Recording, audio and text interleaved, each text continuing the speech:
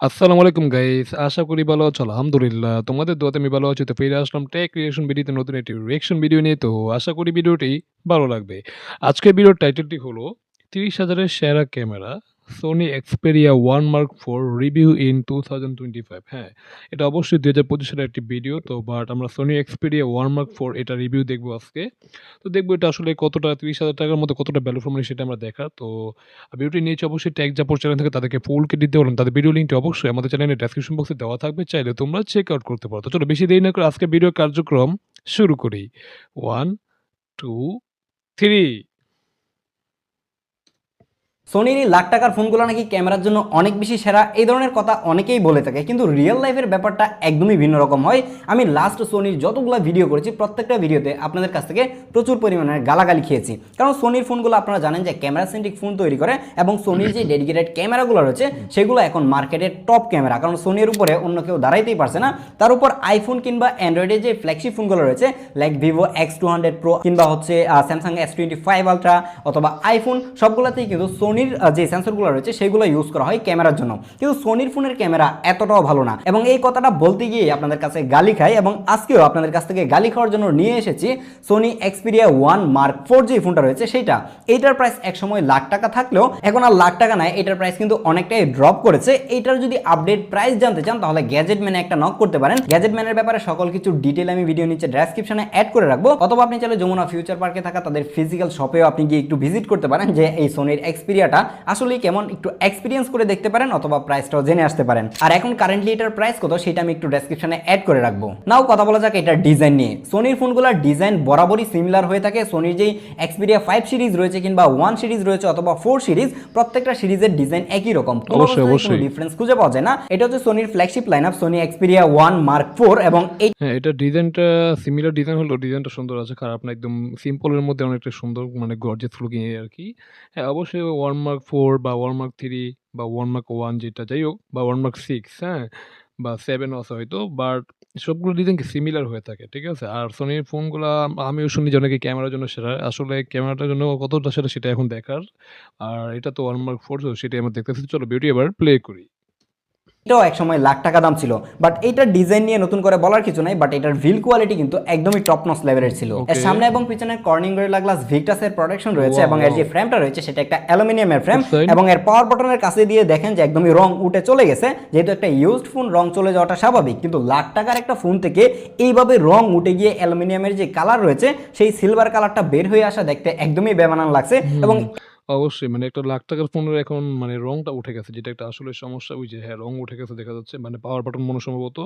আর এখানে আমরা ফ্রেমটা পাচ্ছি অ্যালুমিনিয়ামের ফ্রেম বাট যেটা আসলেই ভালো। আর উপরে নিচে এবং কি মানে কর্নিং করে লেখা আছে ভিক্টরসের প্রোটেকশন দেওয়া আছে যেটা কিন্তু আসলেই গুড সাইন।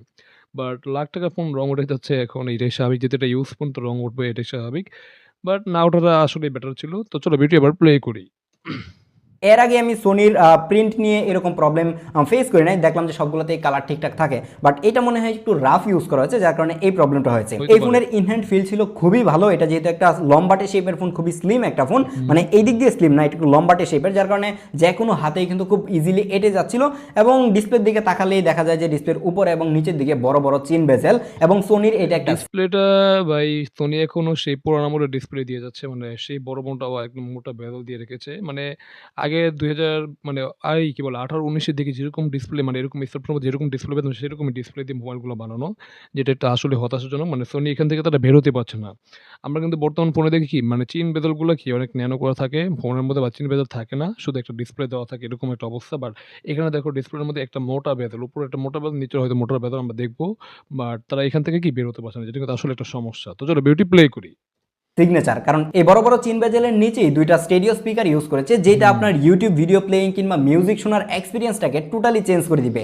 এবং এই সময়ের একটা ফোনে এসেও আপনি 3.5 mm অডিও জ্যাক পাবেন, জস, তার জস। মানে বুঝতেই পারতেছেন যে এই ফোনটা এটা 3.5 mm হেডফোন জ্যাক পাচ্ছে এটা কিন্তু আসলেই গুড সাইন। যদি বেজেলটা যদি ওটাতে এভাবে না দিয়ে যদি বর্তমান যেরকম ডিজাইন মানে বর্তমান ফোনগুলো যেরকম মানে কি মানে ডিসপ্লে দিয়ে থাকে এরকম ডিসপ্লে দিত তাহলে আসলে ভালো হতো। বাট তারপরেও দিয়েছে এটা কি করব তারা কেন মানে পুরোনো আমল থেকে বের হতে পারছে না এই আরকি। তো চলো বিউটি প্লে করি। মিডিয়া লাভারদের জন্য কতটা স্পেশাল। হুম। এবং এটা দিয়ে যখন আপনি অডিও শুনবেন, নর্মালি যে অন্য ফোনগুলো রয়েছে সেইগুলো থেকে এটার মধ্যে আপনি হাই রেজের অডিওগুলো প্লে করতে পারবেন, যেগুলো আমরা এক্সটার্নাল যে ড্যাকডঙ্গলগুলো রয়েছে কিংবা এক্সটার্নাল মিউজিক প্লেয়ার রয়েছে সেগুলো থেকে পেয়ে থাকি। আপনি সেম সেই ফিচারগুলোই কিন্তু সোনির এক্সপিরিয়ার প্রত্যেকটা ফোনেই পেয়ে যাবেন। এই ফোনটা বটমের দিকে আসলে টাইপ সি পোর্ট পেয়ে যাবেন এবং মেইন মাইক্রোফোন, তার পাশে সিম ট্রি রয়েছে। এবং সোনির ফোনগুলো সিম ট্রিটাকে ইজেক্ট করার জন্য আপনাকে কোনো অবস্থায় সিম ইজেক্টর পিন দরকার হবে না। আপনি এটা একটা আসলে গুড সাইন। মানে Sony আমরা প্রতিটা ফোনে কি মানে সিম ইজেক্ট করার জন্য মানে আলাদা কোনো পিনের দরকার হয় না, যেটা কিন্তু আসলে একটা গুড সাইন। মানে আমরা হাত দিয়ে কি মানে সিমটা ইজেক্ট করতে পারি, মানে বের করতে পারি, যেটা কিন্তু আসলে একটা গুড সাইন। আর অন্যান্য ফোনে কি আমরা পিন লাগে হয়তো বা মাঝে মধ্যে যদি পিন হারায় যায় তখন কিছুটা সমস্যার মধ্যে পড়তে হয়। বাট Sony ফোনগুলো এইসব প্যারা নেই। তুমি হাত দিয়ে কি সিমগুলো ইজেক্ট করতে পারবে, যেটা কিন্তু আসলে একটা গুড সাইন। তো যেটা আসলে একটা Sonyর ইউনিক ব্যাপারের মধ্যে এটাও কি একটা ইউনিক। তো চলো বিউটি আবার প্লে করি। দিয়ে যদি আপনি টান দেন তাহলে এই যে সিম ইজেক্টরটা কিন্তু বের হয়ে আসবে। এবং অবশ্যই, সোনির অবশ্যই। এখন যে এটা লেটেস্ট আসলে একটা ফোনগুলো ইউনিক। রয়েছে সেইগুলোতেও এখন পর্যন্ত এসডি কার্ডের সাপোর্ট রয়েছে। আপনি চাইলে কিন্তু এক্সটার্নাল মেমোরি আপনি ইউজ করতে পারবেন। অবশ্যই। এবং যদি রাইট সাইডে আসেন তাহলে এই জায়গায় দেখেন যে একটা ডেডিকেটেড শাটার বাটন ইউজ করা হয়েছে, যেটা সোনির প্রত্যেকটা ফোনেই থাকে। এবং এইটা আমার কাছে খুব বেশি একটা ইউজফুল যে মনে হয় ব্যাপারটা এরকম না।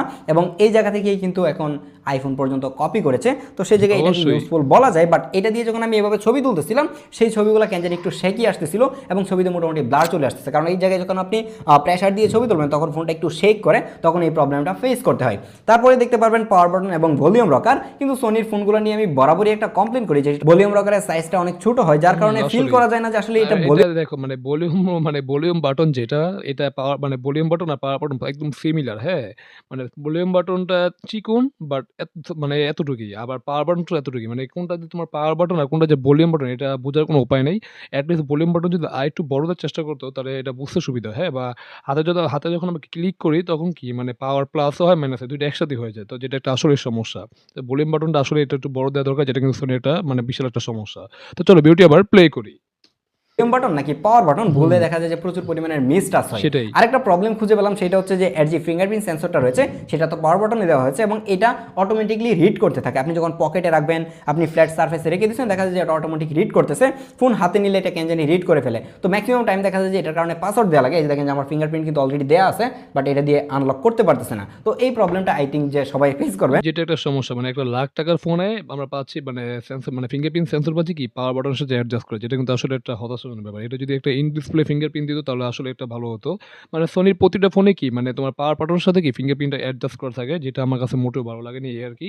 তো এটা কি তার ব্যতিক্রম নয়। এটাও কি তোমার মানে পাওয়ার বাটনের সাথে কি ফিঙ্গারপ্রিন্টটা অ্যাডজাস্ট করা, যেটা আসলে একটা ব্যাকডেটেড বলা যেতে পারে, ঠিক আছে? যদি ফোন এখন ৳৩০,০০০ বাট তারপরও ইন ডিসপ্লে ফিঙ্গারপ্রিন্ট দিলে আসলেই ভালো হয়। তো চলো বিউটি আবার প্লে করি। দেন যদি টপ সাইডে আসেন তাহলে এই জায়গায় নয়েজ ক্যান্সেলেশন মাইক থাকছে এবং ওকে। তার পাশে 3.5 অডিও জ্যাক, যেটা নিয়ে একটু আগেই কথা বললাম। অডিও জ্যাকটা ভাই দিয়েছে উপরে, যেটা একটু অদ্ভুত লাগে আমার কাছে। মানে অডিও জ্যাকটা যদি একটু নিচে দিত তাহলে ভাই সুন্দর সুবিধা হয়। মানে বিশেষ করে যারা অডিও জ্যাক মানে হেডফোন জ্যাকটা যারা নিচ থেকে মানে ব্যবহার করে মানে অভ্যস্ত, তাদের জন্য এটা আসলে একটু মানে কি একটু অদ্ভুত লাগবে, ঠিক আছে? মানে একটু আনইজি ফিল করবে এই আরকি। মানে মানে আনইজি বা কমফোর্টেবল ফিল করবে না, যেটা একটা সমস্যার ব্যাপার। এটা যদি নিচে হয় তাহলে আরো বেশি বেটার হয়। বাট দিয়েছে এটাও ঠিক, কারণ এটা এখন কি পাওয়া যায় না। তো ওই হিসেবে এটা ঠিকঠাকই আছে। তো চলো বিউটি এবার প্লে করি। এবং লেফট সাইডে কিছুই থাকছে না। সোনির ফোনগুলো যেহেতু ক্যামেরার জন্য স্পেশাল এবং ক্যামেরা সেন্ট্রিক ফোন বানায়, তাহলে এটা শুরুতেই আমরা ক্যামেরা নিয়ে কথা বলি। এটার ওকে। মধ্যে একটা 12 মেগাপিক্সেলের মেইন ক্যামেরা ইউজ করা হয়েছে, আচ্ছা। যেটা 24 মিলিমিটার ফোকাল লেন্থ এবং এটার অ্যাপারচার f1.7। নর্মালি দেখবেন যে আমাদের অন্য রিভিউগুলোতে ফোকাল লেন্থ এবং অ্যাপারচার নিয়ে আমরা কথা বলি না, বাট সোনির ফোন নিয়ে একটু কথা বলতেই হয়। তারপরে আপনি একটা 12 মেগাপিক্সেলের টেলিফোটো লেন্স পেয়ে যাবেন, ওকে। যেটার অ্যাপারচার f2.3 এবং এইটা 85 মিলিমিটার। এবং এই 85 মিলিমিটারের যে ফোকাল লেন্থটা রয়েছে, এই টেলিফোটো লেন্সটা মোবাইলের ভিতর থেকে কিন্তু ফিজিক্যালি মুভ করতে পারে এবং ফিজিক্যালি মুভ করে 125 mm আপনার একটা ফোকাল লেন্থ দিবে, যেটা 3.5x থেকে 5.2x পর্যন্ত অপটিক্যালি জুম করতে পারে। এই ধরনের ফিজিক্যাল মুভমেন্ট করা যে টেলিফোটো পেরিস্কোপ লেন্সগুলো রয়েছে সেগুলো সোনির ফোন ছাড়া আমরা অন্য কোনো ফোনে দেখি না। এই টেলিফোটো লেন্সটা একটু স্পেশাল এবং এটাকে একটু স্পেশাল ভাবে আমি রোস্ট করতে চাই বলতে পারেন, সেটা নিয়ে আমরা একটু পরে কথা বলবো। দেন আপনি একটা 12 মেগাপিক্সেলের আলট্রাওয়াইড লেন্স পেয়ে যাবেন, যেটা 16 মিলিমিটার এবং এটার এখানে আমরা যতগুলো সেন্সর পাচ্ছি সবগুলো কাজের সেন্সর বলা যায়। যেহেতু আমরা টেলিফোটো লেন্স পাচ্ছি, আল্ট্রাওয়াইড পাচ্ছি আর মেইন ক্যামেরা তো পাচ্ছি অবশ্যই। বাট এখানে তারপরও Sony অনেকগুলা কি ফিচার দেওয়া আছে যেগুলো আমরা অনেক সময় বুঝি না, যেটা একটা সমস্যা আসলেই। তো চলো বিউটি এবার প্লে করি। Aperture f2.2। আপনি যদি আর মেইন লেন্সের ছবিগুলো দেখেন তাহলে দেখবেন যে ছবিগুলো মোটামুটি ভালোই শার্প এবং অবশ্যই ভালো, ডিটেইল ছবি খারাপ দিতে না। পারে এবং কালারটা একদমই ন্যাচারাল হ্যাঁ, ক্লোজ। অবশ্যই মানে ছবির কোয়ালিটি এটা হলো মেইন ক্যামেরার ছবি অবশ্যই। এর ছবির কোয়ালিটি শার্পনেস ঠিকঠাক আছে, ডিটেইলসও বেশ ভালো, খারাপ না। মানে অ্যাজ ইউজুয়াল যেরকম ছবি দরকার ন্যাচারাল ছবি এরা সেরকম ছবি প্রোভাইড করে, যেটা কিন্তু আসলেই গুড সাইন। বাট তারপর আমরা আরো ছবি দেখব। তো চলো বিউটি এবার প্লে করি। টু ন্যাচারাল আমি বলবো না, একদমই টোটালি ন্যাচারাল, এবং এই ছবিগুলো আশা করি যে যারা খুবই ভালো, ফটোগ্রাফার খুবই আছেন ভালো। তারা পছন্দ করবেন, এবং আসলে পরবর্তীতে খুবই যারা ন্যাচারাল। লাইটরুম কিংবা স্ন্যাপচ্যাটের মতো অ্যাপগুলো দিয়ে এডিট করে আপনাদের মন মতো করে কালার দিতে চান তাদের জন্য একটা best choice. But by default যখন আপনি এটা দিয়ে ছবি তুলবেন তখন আপনার কাছে ছবিগুলো ভালো লাগবে না, এবং যারা রেডি টু আপলোড ছবি চান তাদের কাছেও আই থিঙ্ক এগুলো ভালো লাগার কথা। সেটাই। মানে আমরা যারা রেডি টু আপলোড ইমেজ চাই, যেগুলো আমাদের এডিট করার প্রয়োজন নেই বা আমরা এডিট করতে চাই না, এরকম ছবি দরকার। তো সেগুলো সেই হিসাবে কি এই ছবিগুলোকে আমার কাছে বেশি একটা ভালো লাগবে না। তো আই থিঙ্ক যারা রেডি টু আপলোড ইমেজটা তাদের কাছে ভালো লাগবে না, এটাই স্বাভাবিক ব্যাপার। বাট আমার কাছে খারাপ লাগছে না, মানে অতটা খারাপ লাগছে না, বাট মানে ন্যাচারালি মনে হচ্ছে বেশ ভালোই লাগছে, খারাপ লাগে। কিন্তু অনেকের কাছে কি ভালো লাগে না। রেডি টু আপলোড ইমেজ কি আমরা মানে অনেকে অভ্যস্ত হয়ে গেছি। মানে আমরা এখন এডিট করতে বেশি একটা পছন্দ করি না। হ্যাঁ? মানে আমরা জাস্ট ছবি মানে ছবি তুলবো আর কি আপলোড করবো, এরকম একটা অবস্থা। তো ওই হিসেবে যারা রেডি টু আপলোড ইমেজ তুললো তো তাদের জন্য এটা ভালো নাও লাগতে পারে এই আরকি। তো চলো বিউটি প্লে করি। না, কারণ দেখবেন যে অনেক বেশি কন্ট্রাস্টি ছবি দিচ্ছিল, এবং ডার্ক যে এরিয়াগুলো রয়েছে বেশি সেগুলো ডার্ক করে ডিটেল ফেলে। একদমই খুঁজে পাওয়া যাচ্ছিল না, হ্যাঁ, একদম ম্যাক্সিমাম টাইমে দেখা যায় ডার্কটাকে আরো বেশি ডার্ক করে দেয়। সেটাই বললাম, এই ডার্ক করে জিনিসটা আমার ফেলে। কাছে ভালো লাগে নাই, বাট ন্যাচারাল কালার দিচ্ছে এইটা ভালো লাগে, কিন্তু এত বেশি ন্যাচারাল আবার অনেকের কাছে ভালো নাও লাগতে পারে। তারপর আমি কালারের একটু শিফটিং দেখতে পেলাম, আমি যখন এর মেইন লেন্স থেকে 12 মেগাপিক্সেলের আলট্রাওয়াইড লেন্সটাতে চলে আসলাম, ওকে। এখন এই ছবিগুলো একটু দেখেন যে মেইন লেন্সের সাথে কিন্তু মিলতেছে না, কালারটা একটু আরেকটু মনে কালারফুল, হচ্ছে যে হ্যাঁ। ওয়ার্ম হয়ে গেছে, এবং এই জায়গায় মোটামুটি ক্লোজ টু ন্যাচারাল ছবি দেওয়া ট্রাই করতেছে, কোনো অবস্থাতেই কিন্তু স্যাচুরেটেড কিংবা ওভার কালারফুল ছবি কিন্তু আমরা পাচ্ছি না। এবং সত্যি বলতে এই ধরনের ছবি ম্যাক্সিমাম মানুষজন পছন্দ করে না, কারণ বেশিরভাগ সময় এখন মানুষজন একটু কালারফুল ছবি চায়, সোশ্যাল মিডিয়ায় রেডি ছবিটাই সবাই আশা করে থাকে। বাট সোনির ফোনগুলো যারা কিনবে তারা হয়তো একটু স্পেশাল এবং ফটোগ্রাফি কেন্দ্রিক মানুষ, তারা এটা কিনে হয়তো বা স্যাটিসফাইড হবে। কিন্তু যেটা নিয়ে কথা বলতে চাচ্ছিলাম এবং রোস্ট করবো বলতেছিলাম, সেটা হচ্ছে এর পেরিস্কোপ টেলিফোটো লেন্সটা। ওকে। এই লেন্সটা খুবই বাজে একটা লেন্স। আমি যখন মেন লেন্স থেকে টেলিফোটো লেন্সে শিফট করি তখন আমার মনে হচ্ছিল যে আমি শীতের দিনের কুয়াশার মধ্যে কোনো একটা ছবি তুলতেছি, এত পরিমাণে ফগি ছবি তুলতেছে, কোনো অবস্থাতেই শার্পনেস খুঁজে পাচ্ছিলাম না, এবং ডিটেলের তো কোনো আগামাথায় খুঁজে পাচ্ছিলাম না। সেটাই, মানে এখানে ডিটেইলস অনেক, মানে ডিটেইলস এ অনেক, মানে কি ডিটেইলস লস হচ্ছে, ঠিক আছে? আর শার্পনেস এ তেমন কোনো, মানে শার্পনেস এ অনেক ঘাটতি দেখা যাচ্ছে। মানে এর প্রথমটা হলো 3.5x এর তোমার টেলিস্কোপের ছবি, আর পরেরটা হলো 5.2x, হ্যাঁ? তো ২ টা ছবি ডিটেইলস অনেক ঘাটতি, প্লাস শার্পনেস এরও ঘাটতি। মানে আসলে মানে একটু কেমন জানি গোলা টাইপের, হ্যাঁ? ছবিগুলো দেখো মানে অনেকটা গোলা টাইপের মনে হচ্ছে। এটা ন্যাচারাল যে ছবি ওরকমও মনে হচ্ছে না, বাট অনেকটা গোলা টাইপের ছবি। মানে তোমার একটু কুয়াশা যেটা ফগি বলো এই আরকি। তো যেটা আসলে একটু হতাশাজনক ব্যাপার। তো চলো বিউটি আবার প্লে করি। এটা তো কথা বলতেছি 3.5x এর যেটা সেটা নিয়ে, এবং 3.5x থেকে যখন আপনি 5.2x এ শিফট করবেন তখন অবস্থা তো আরো খারাপ হয়ে যায়, হ্যাঁ, এবং অবশ্যই। দেখতে কোনো অবস্থাতেই খুবই মনে গোলা হয় না লাগে, যে গোলা এটা লাগে। ইউজফুল ছবি, এটা একদমই ইউজলেস ছবি তোলে। তারপরেও যারা কমেন্ট করবেন যে আমার ডিভাইসটা ভালো না, এটা হইতেও পারে, আমি পরবর্তীতে আরেকটা রিভিউ করার ট্রাই করবো 2-1 মাস পরে যে আসলে এই ডিভাইসটার প্রবলেম ছিল কিনা, তো তখন আশা করি যে বোঝা যাবে। এখন আমার আসলে মানে এখানে টেলিফোটো লেন্সের ছবিগুলো আসলে ফগি ভাইব দেয় বা একটু গোলা লাগে, যেটা আসলে একটা সমস্যা। মানে আমরা দেখতেই পারছি। হইতে পারে তার এই ডিভাইস থেকে ভালো নাও হতে পারে, বাট আই থিংক মানে টেলিফোটো লেন্সের কি মানে মানে ওই যে আল্ট্রা ওয়াইড থেকে বা তোমার মেইন ক্যামেরা থেকে ছবির কোয়ালিটি বেশ খারাপ, বা এখানে রিলোড শার্পনেস অনেক ঘাটতি। আর এখানেও আবার যেগুলো একটু মানে গাছগুলো যেটা একটু বেশি কালো সেটাকে আরো কালো করে ফেলছে। এটাও একই মানে প্রবণতা দেখা যাচ্ছে। তো যেটা একটু সমস্যা। মানে ডিটেইলস এর তো ঘাটতি আছে, অবশ্যই শার্পনেস এর ঘাটতি। আর অনেকটা গোলা লাগে, যেটা আই থিংক আমার চোখে বাজছে। তো তোমরা অবশ্যই মানে কমেন্ট করে জানাও তোমার কাছে ছবি মানে তোমরা কমেন্ট করতে পারো যে তোমাদের কাছে এই ছবিগুলো কেমন লাগছে, ঠিক আছে? তো চলো ভিডিও আবার প্লে করি। কাছে মনে হচ্ছে যে হয়তো বা আমার ডিভাইসে প্রবলেম থাকতে পারে, না হলে একটা পেরিস্কোপ টেলিফোটো জুম লেন্সে যাওয়ার পরে এতটা ঘোলাটে টাইপের ছবি এবং এতটা অবশ্যই। কুয়াশার মতো ছবি আমি কখনোই পাই নাই। গোলা তো টাইপ। এটার ক্যামেরা নিয়ে আমি কোনো অবস্থাতেই স্যাটিসফাইড না। দেন যদি আমরা পোর্ট্রেট নিয়ে কথা বলি, এর পোর্ট্রেটটা খুবই বাজে ছিল। এটার মধ্যে টেলিফোটো লেন্স ইউজ করা হয়েছে, ঠিক আছে, টেলিফোটো লেন্স দিয়ে ভালো পোর্ট্রেট তোলার কথা, বাট এটা দিয়ে এতটাও ভালো বেশি পোর্ট্রেট একটা তোলা ভালো না, ছিল না। মোটামুটি। Main lens দিয়ে ছবি তোলার সময়ও দেখা যায় যে অনেক সময় এজ ডিটেক্ট মিস করতেছে, অনেক সময় এজ ডিটেক্ট করতে পারে না, এবং ব্লারিনেসটাও কেমন জানি মানে ন্যাচারাল মনে হচ্ছিল না, খুবই আনন্যাচারাল মনে হচ্ছিল, যেটার কারণে আমি একটু বেশি ডিস্টার্ব হলাম। এবং একটা লাখ টাকার ফোন থেকে অবশ্যই এর থেকে আরো অনেক বেশি কিছু আমরা আশা করি। নাও কথা বলা যাক এর ফ্রন্ট ক্যামেরা নিয়ে। এর ফ্রন্টেও কিন্তু সেম ভাবে একটা 12 মেগাপিক্সেলের ক্যামেরা ইউজ করা আছে, এবং এটা দিয়ে ছবি তোলার পরে আমার নিজের কনফিডেন্স অনেকটাই হারায় গেছে। যদিও কনফিডেন্স আগে থেকেও ছিল না, এখন একটু বেশি হারায় গেছে, কারণ এইটার ছবিগুলো এতটাই ডার্ক ছিল।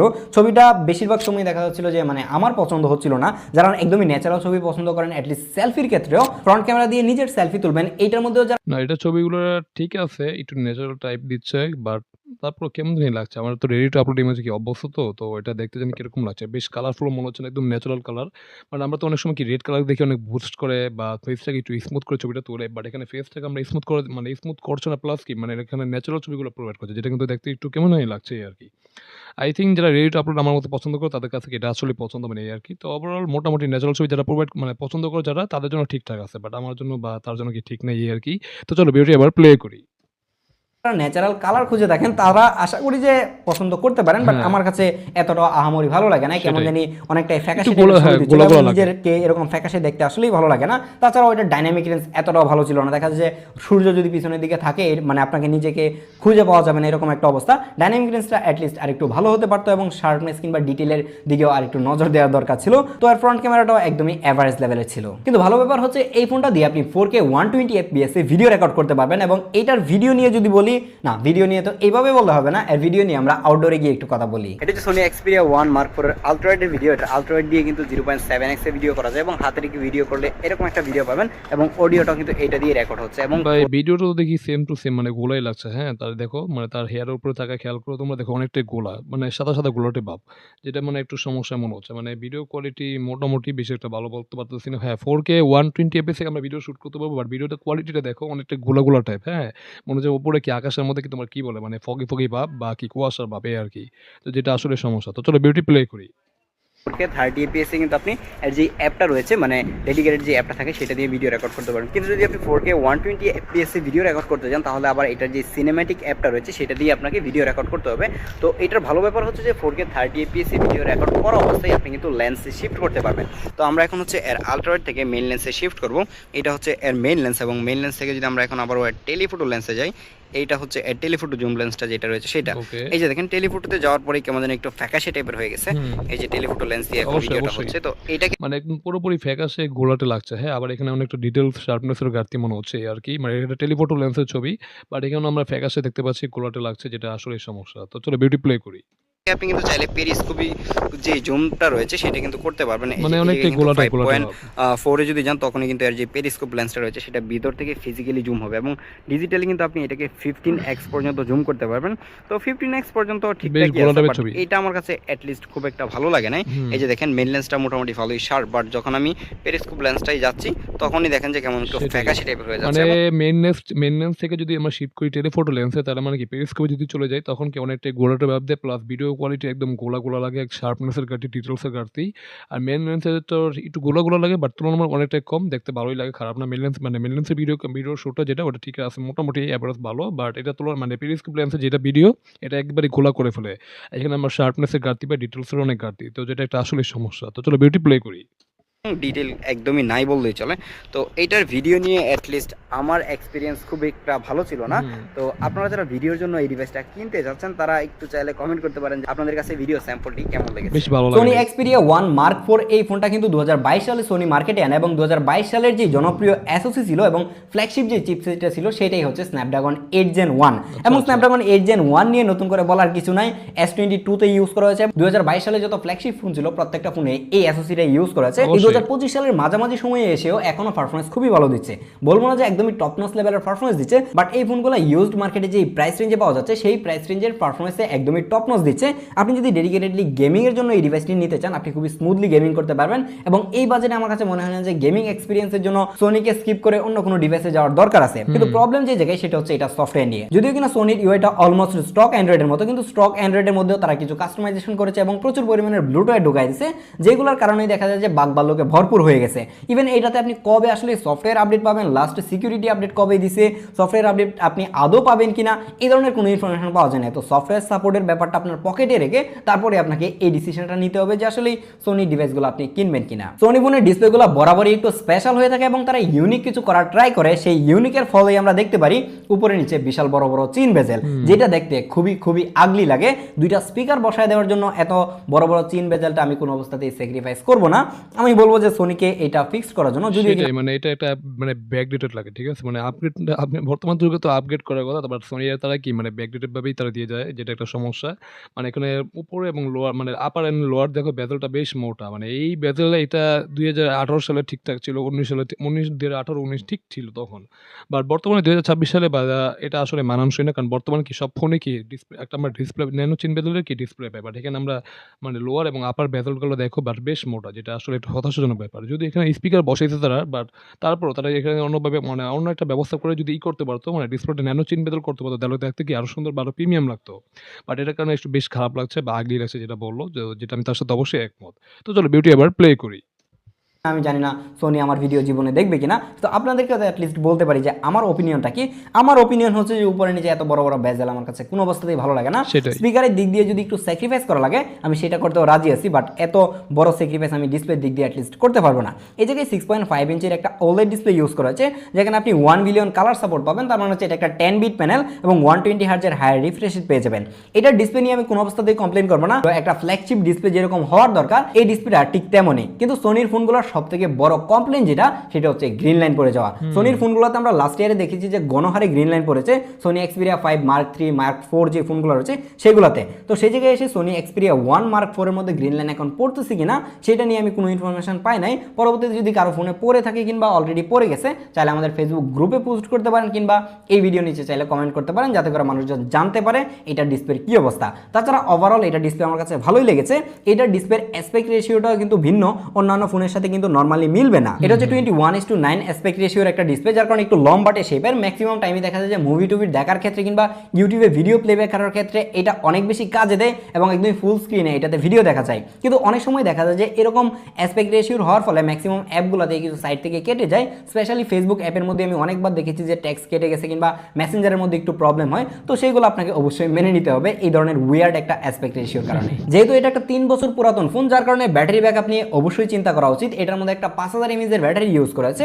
ব্যাটারি নিয়ে আমি মোটামুটি স্যাটিসফাইড। এবং এই 3 বছরের পুরনো ফোন 5000 mAh তখন ছিল স্ট্যান্ডার্ড, বাট বর্তমান যদি হিসাব করি তাহলে এটা বর্তমানে অবশ্যই এটা অনেকটা পিছিয়ে আছে ব্যাটারির তুলনায়। তো হ্যাঁ, এটার যে চিপসেটটা দিয়েছে 8 Gen 1 এটা ঠিক আছে। এটা এখনো বর্তমানে একটা পাওয়ারফুল SoC, মানে এটা কি দিয়ে তুমি গেমিং সবই করবে, কোনো সমস্যা নেই।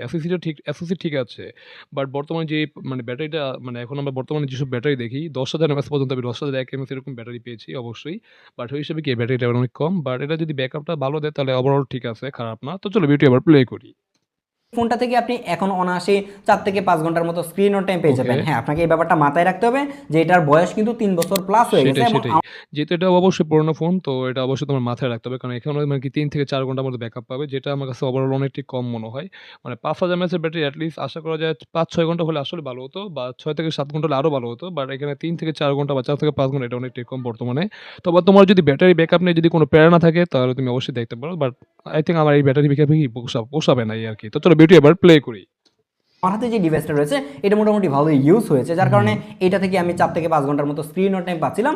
এটা দিয়ে আপনি টেনে টুনে একদিন পার করতে পারবেন, তার থেকে বেশি ব্যাটারি ব্যাকআপ কিন্তু পাবেন না। আর এই ডিভাইসগুলো কিনতে গেলে আপনি তো কখনোই চার্জার পাবেন না, শুধু ডিভাইসটা কিনতে হবে। এটা সর্বোচ্চ 30 ওয়াট পর্যন্ত সাপোর্ট করে, যার কারণে চার্জ হতেও মোটামুটি ভালোই সময় লাগে। এটা থেকে যদি 6-7 ঘন্টা ব্যাটারি ব্যাকআপ পেতাম তাহলে বেশি ভালো লাগতো। বাট সেটাই। একটা 3 বছর পুরাতন ফোন থেকে এটা কখনোই আশা করা যায় না। তো এখন ফাইনালি কথা হচ্ছে যে সোনি এক্সপিরিয়া 1 মার্ক 4 এই ডিভাইসটা আপনি কিনবেন কিনা। যারা স্পেশালি ক্যামেরার জন্য জানেন যে সোনি ক্যামেরার জন্য অনেক বেশি স্পেশাল ক্যামেরা সেন্ট্রিক ফোন বানিয়ে থাকে, তাদেরকে আমি কোনো অবস্থাতে সাজেস্ট করবো না। যারা চিন্তা করেন যে সোনি একটা ভালো ব্র্যান্ড, আপনার হাতে একটা ব্র্যান্ডের ফোন থাকবে, তাদেরকে সাজেস্ট করবো যে আপনি জাস্ট একটা ব্র্যান্ড ইউজ করতেছেন। বাট এটার পারফরমেন্সের কারণে আমি সাজেস্ট করতে পারি এবং ডিসপ্লেটাও ভালো লেগেছে।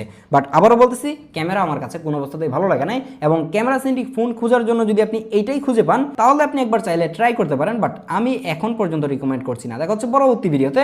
আশা করি এই ভিডিওতে আমি প্রচুর পরিমাণে গালি খেয়েছি। আল্লাহ হাফেজ।